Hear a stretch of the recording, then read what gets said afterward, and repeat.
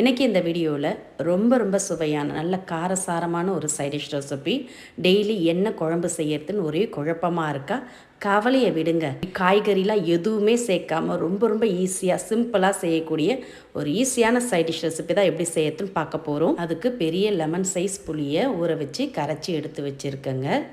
இந்த அளவுக்கு திப்பிகள்லாம் இல்லாமல் நல்லா கரைச்சி எடுத்துக்கங்க.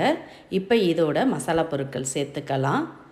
2 டேபிள் ஸ்பூன் அளவுக்கு குழம்புத்தூள் சேர்த்துக்கங்க. கூடவே அரை டீஸ்பூன் அளவுக்கு மிளகாய்த்தூள் சேர்த்துக்கலாம். கூடவே 1/4 டீஸ்பூன் அளவுக்கு மஞ்சத்தூள், தேவையான அளவு உப்பு சேர்த்து நல்லா கலந்துக்கங்க. கலந்துட்டு உப்பு காரம்லாம் கரெக்டாக இருக்கான்னு ஒரு முறை செக் பண்ணிக்கங்க. உப்பு காரம் கம்மியாக இருந்ததுன்னா கொஞ்சம் சேர்த்து நல்லா கலந்து எடுத்துக்கங்க.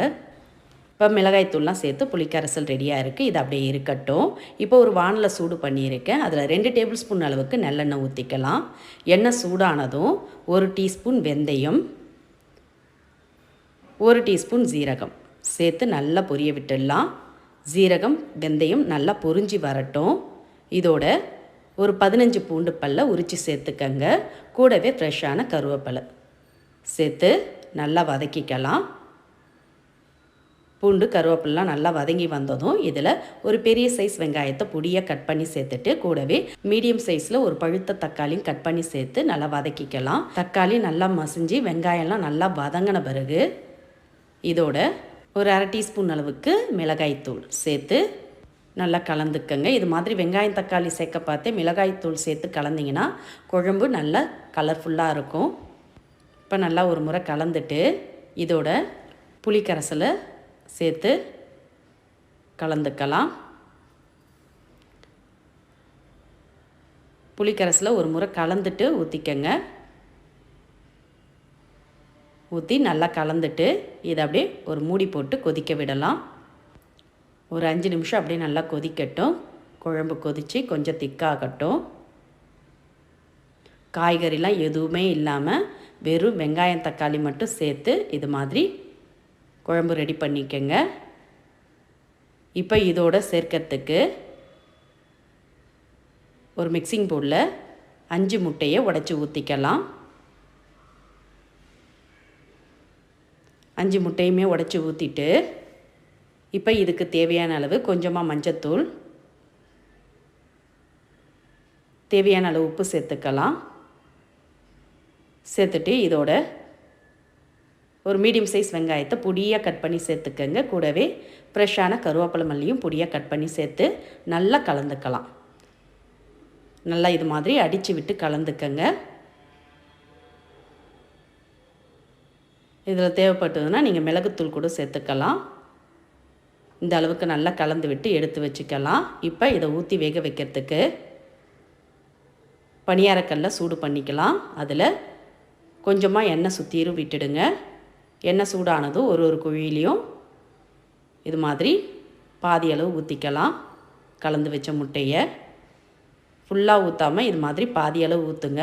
அப்போ தான் வெந்து உப்பி வரும். எல்லா குழிகளிலுமே ஊற்றிட்டு அப்படியே மூடி வைங்க. ஒரு 30 செகண்ட் ஆனதும் திறந்து பார்த்துக்கலாம். நல்லா மேலெல்லாம் வெந்திருக்கு. இதை அப்படியே திருப்பி விடுங்க. திருப்பி விட்டு இன்னொரு சைடு வெந்ததும் எடுத்துடலாம்.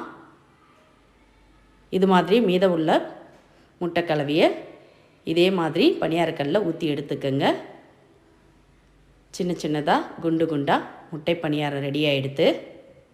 பாருங்கள், நல்லா உப்பி முட்டை பணியாரம் சூப்பராக ரெடி ஆகிருக்கு பாருங்கள். மீதமுள்ளதையும் இது மாதிரி ஊற்றி எடுத்து பிளேட்டுக்கு மாற்றிக்கலாம்.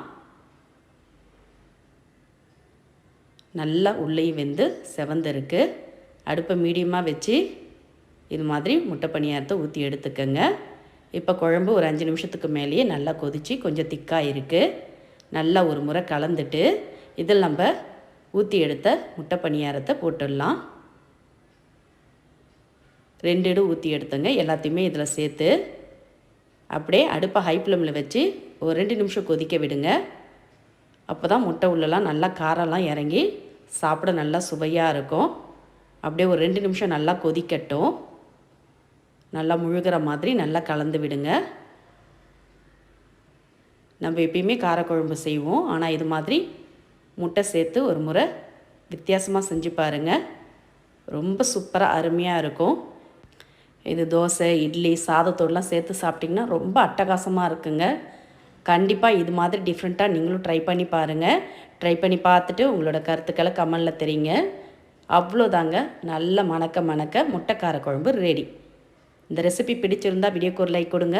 ஃப்ரெண்ட்ஸ் அண்ட் ரிலேட்டிவோட இந்த வீடியோவை நிறைய ஷேர் பண்ணுங்கள்.